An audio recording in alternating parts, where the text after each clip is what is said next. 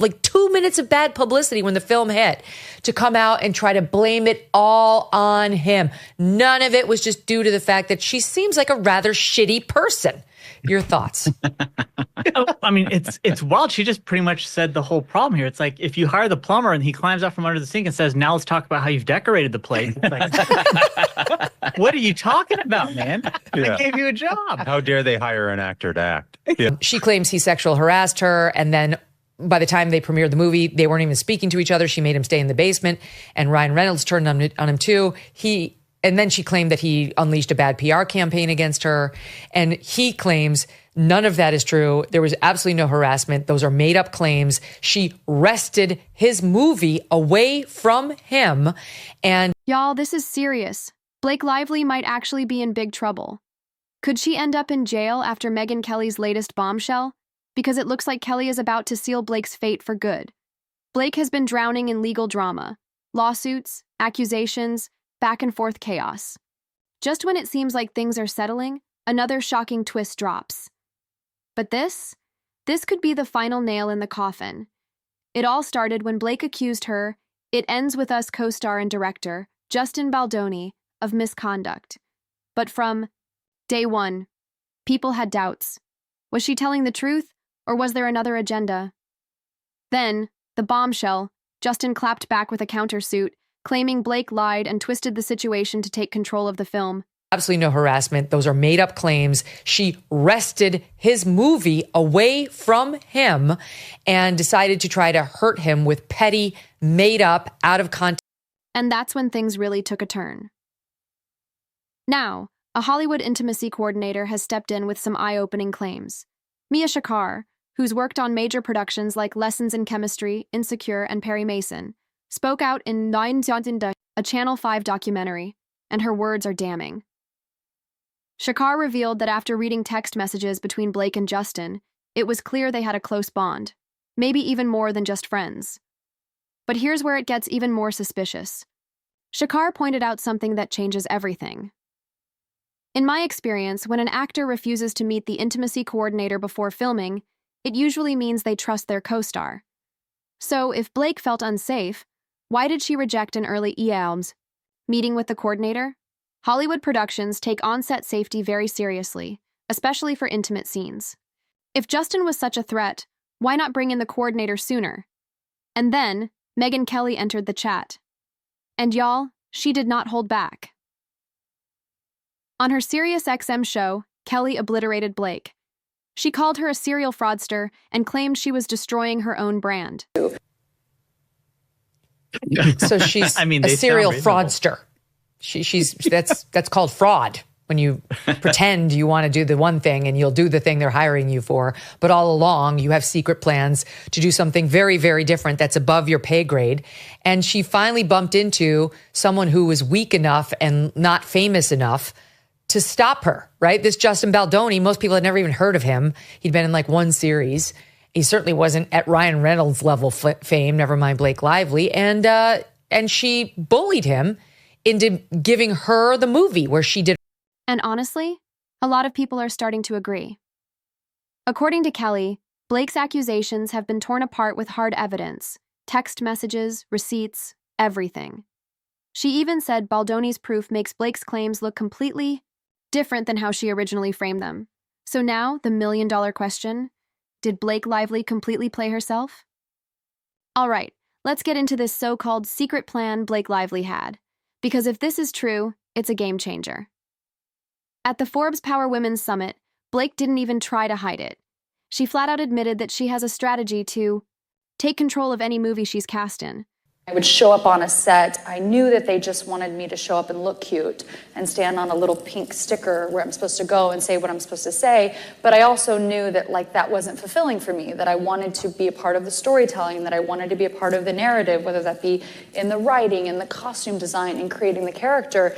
And sometimes I had directors or producers or writers who would welcome that and invite that once they saw that I was able to offer that. And sometimes I would have people who really resented that because they were like, we just hired you to be an actor.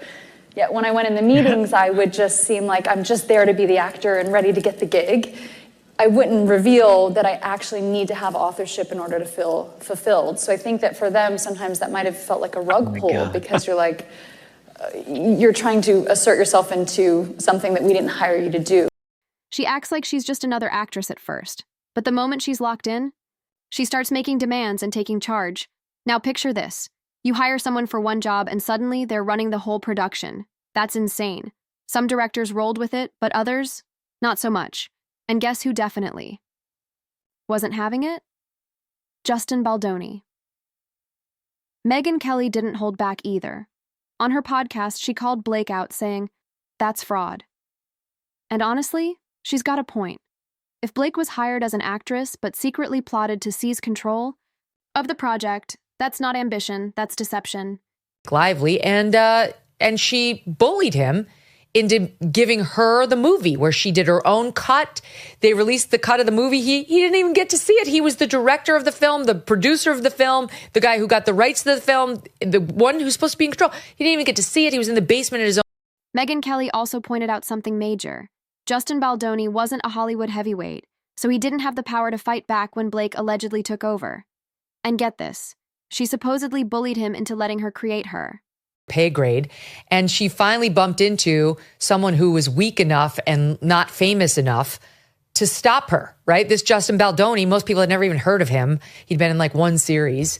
He certainly wasn't at Ryan Reynolds level fame, never mind BlakeLively, and she bullied him. Own version of the movie.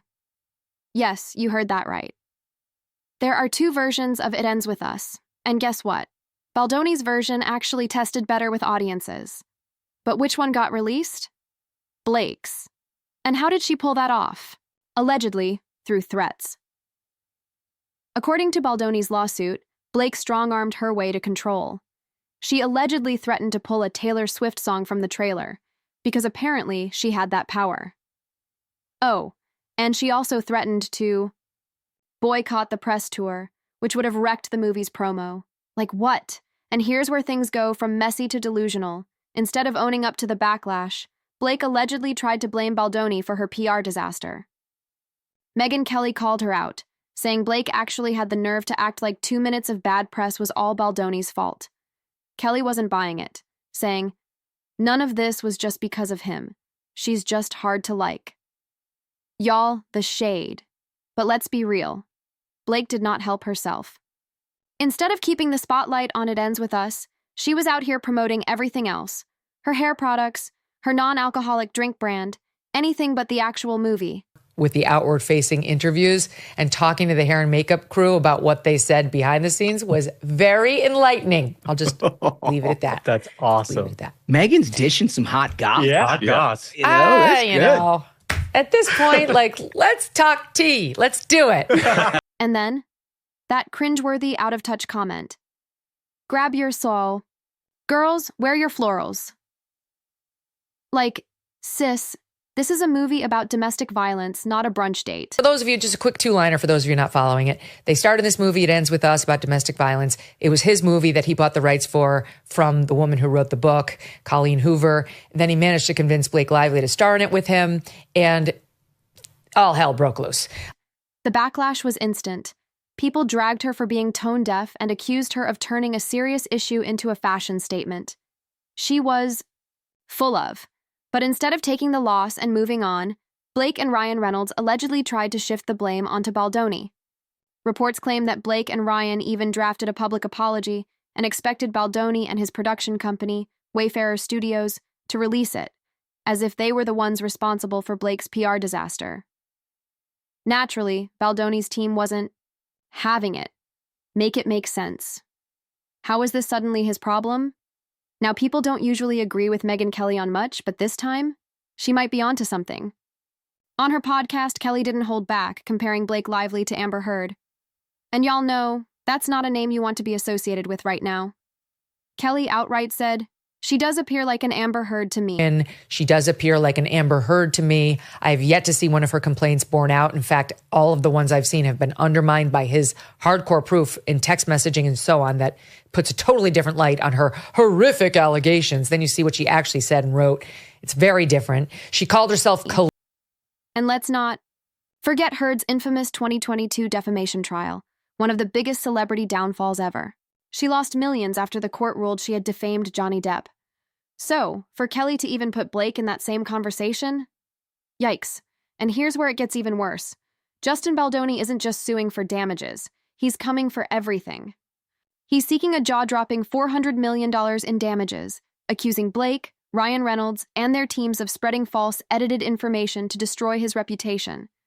He's even suing the New York Times for libel, claiming they cherry-picked text messages to make Blake's case look stronger. There's cross litigations against both of them. The New York Times is being sued for defamation by Baldoni through his lawyer, Brian Friedman, who's also my attorney, who's been on the show. And it's as vicious as it can get. BlakeLively's dominated the media. What they did was they worked with the New York Times, where publicists worked directly with the New York Times. They shared illegally obtained text messages. They shared those together. They concocted a complaint that they filed with the Civil Rights Division. They omitted texts that would have provided context, texts that were in the exact same. And Baldoni isn't sitting back waiting for the legal system to play out. He's taking matters into his own hands. He launched a website where he's posting what he claims are unedited text messages, letting the public see the full story. And from what's been revealed so far, the receipts are not looking good for Blake. The leaked messages have punched massive holes in Blake's harassment claims, and her own words about her secret plan to take over the movie are making it even harder for people to see her as a victim. Do the thing they're hiring you for, but all along you have secret plans to do something very, very different that's above your pay grade. And she finally bumped into someone who was weak enough and not famous enough. So now the question isn't just, is BlakeLively lying? It's, how bad is this going to get for her? Because if Baldoni wins this lawsuit, Blake and Ryan could be out millions, and her reputation may never recover. And if any of these claims cross into criminal territory, that's when things get real. On it, how unusual is it, as you allege in your lawsuit, to have an actress come in and start editing scenes, taking over the final cut, excluding the director from it, the director and 2 editors on the film? According to legal documents, Ryan Reynolds has already filed a motion to dismiss, arguing that Baldoni's lawsuit doesn't actually prove he defamed him.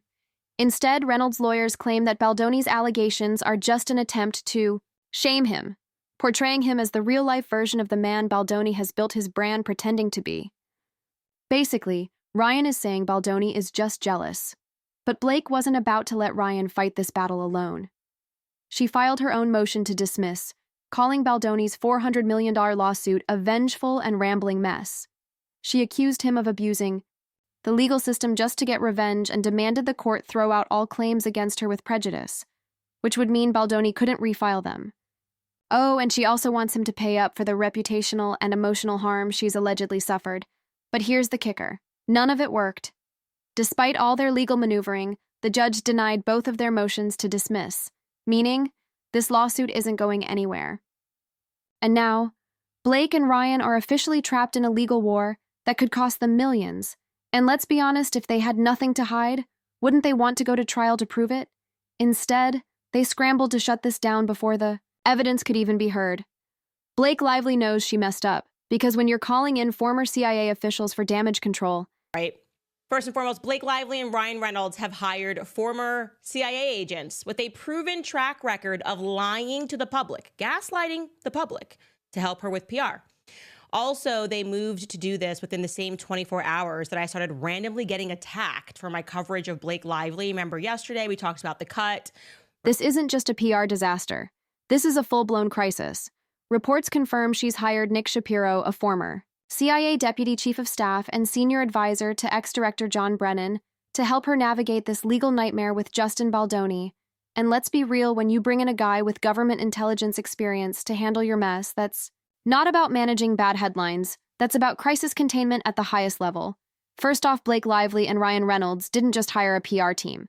They brought in former CIA agents with a history of controlling narratives and gaslighting the public to clean this up. Shapiro isn't your typical Hollywood fixer. He's a serious player with deep government ties, national security expertise, and a background in crisis management that goes way beyond the entertainment industry. So why Does a counterterrorism expert need to handle Blake Lively's PR unless she knows that whatever's coming next could be way bigger than just a defamation case? And it gets even wilder because Shapiro also worked as Obama's national security spokesperson, meaning he not only has elite-level connections, but he's an expert in media control narrative manipulation, and if necessary, making problems disappear. Page 6 just confirmed that Blake's legal team at Wilkie Farr and Gallagher brought him in specifically to handle legal communications for her ex and retaliation lawsuit in the Southern District of New York. So yeah, this isn't just about salvaging her public image. This is about protecting Blake at all costs. If Blake... And all Justin wanted to do, and it's all through the text messages. If the New York Times apparently reviewed 1,000 or more pages of text messages, they would have seen it. Justin never wanted to hurt her, never wanted to be negative to her. He wanted to protect the film, he wanted to protect himself, and he wanted to protect her from making negative allegations. Lively were truly innocent, would she really need a literal ex-CIA agent to control the fallout hiring? Nick Shapiro isn't just a PR move, it's a power move. It tells us Blake and her team know they're in deep trouble. This lawsuit might have damning evidence that could wreck her reputation, or worse. She's not just fighting in court, she's fighting in the court of public opinion too. And if history has taught us anything about Hollywood scandals, it's that when celebrities go into full crisis mode like this, they're usually trying to get ahead of something massive. And here's where things take an even crazier turn. Right-wing influencers have latched onto this Hollywood feud and turned it into an entire movement leading the charge Candace Owens. She's not even known for celebrity legal drama, but somehow she's become one of Baldoni's loudest defenders online. Since January, Owens has dedicated at least 19 episodes of her show to the Lively versus Baldoni lawsuit, which is wild considering she usually sticks to political topics, and the craziest part, it's actually working. Her YouTube videos and TikToks on this drama have pulled in over 130 million views. Yes, million people who had no idea who she was before are suddenly tuning in just for this case. And Candace Owens isn't just talking about it, she's predicting. This case will be bigger than Johnny Depp versus Amber Heard, which is a massive claim, but honestly at this rate it's not impossible because social media isn't just watching, they're actively shaping the conversation, and it's not just Candace. Owens pushing this into the spotlight, other right-wing media figures are jumping in too, including Brett Cooper, another conservative media star, and at this point Baldoni's team knows exactly what they're doing. His lawyer Brian Friedman even admitted that podcasters, YouTubers, and TikTokers have been crucial in keeping this case front and center. You've seen social media and these TikTokers and people on YouTube. They're amazing, he said, and he's not wrong, because the pro-Baldoni narrative is spreading like wildfire every time a new clip surfaces breaking down the latest twist in the lawsuit. The internet jumps on it, dissecting every word, analyzing every motion filed, and it's only fueling the public's interest even more. And here's the thing: when Hollywood drama starts spilling into the political sphere, it becomes something way bigger than just a lawsuit. It becomes a battle over influence and power. And right now it looks like Blake is losing that battle, because the more this case is talked about, the more people start questioning everything she said and done before. Suddenly, old interviews are being reanalyzed, past statements are being fact-checked. And let's not forget, once the internet turns on you, it's nearly impossible to come back from that. Now, let's be real, celebrities almost never see jail time even when they absolutely should. But if Megyn Kelly is right, and Blake really did manipulate things this badly, she could be looking at serious legal consequences. Fraud, defamation, contract violations. This could get ugly fast right now. The court cases are still playing out. But if Baldoni's countersuit holds weight, Blake could be in way deeper trouble than she ever expected. And if any of this turns criminal, it might not just be her reputation at risk, it might be her actual freedom. Because think about it, we've seen celebrities get away with some pretty shady things in the past, but the moment a case gets too big, too public, and too messy, that's when legal systems actually start stepping in. Just look at what happened with Amber Heard. Once the trial reached a global audience, there was no stopping the damage, and the same thing could happen here.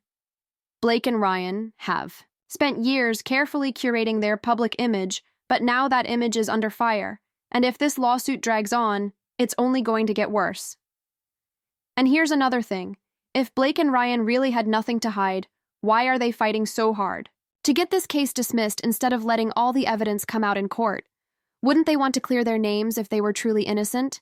Instead, they tried to shut this down before it could even go to trial. And that alone is making people suspicious, because the reality is, if this case keeps moving forward, it's only going to bring more secrets to light, and who knows what else might come out.